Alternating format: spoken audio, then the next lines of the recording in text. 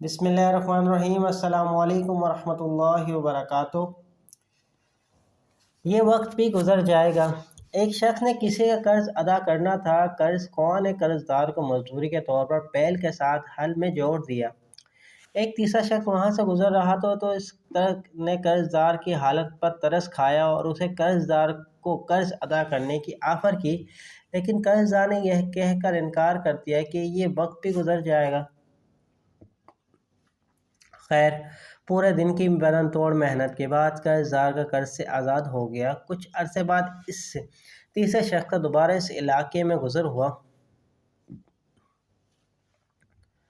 اس نے سوچا قرض دار کی حال حوال پتہ کر لوں۔ جا کر معلوم کیا تو علم ہوا کہ قرض دار تو بہت امیر کبیر ہو گیا ہے۔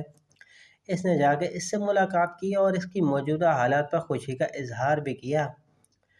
اسے قرض دار نے مسکرا کر جواب دیا، یہ وقت بھی گزر جائے گا۔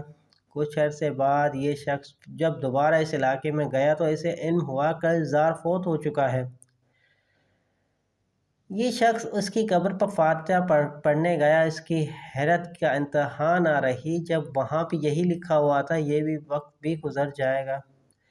یہ شخص کافی سوچتا رہا، آخر اس بات کا کیا مطلب ہو سکتا ہے؟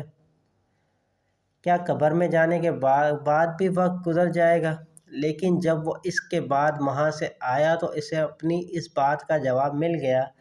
جب اس نے دیکھا کہ اس کی قبر کی جگہ سے سڑک گزر رہی ہے اور وہاں بچے کھیل رہے ہیں، اس کا نتیجہ یہ نکلتا ہے کہ یہ دنیا کسی کی نہیں ہے۔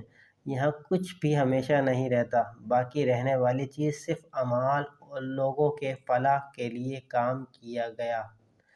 یہ پیغام صدقہ جاریہ کی نیت سے شیئر ضرور کیجیے گا۔ امید کرتا ہوں یہ تحریر آپ کو پسند آئی ہوگی۔ اس تحریر کو اپنے دوستوں کے ساتھ لازمی شیئر ضرور کیجیے گا۔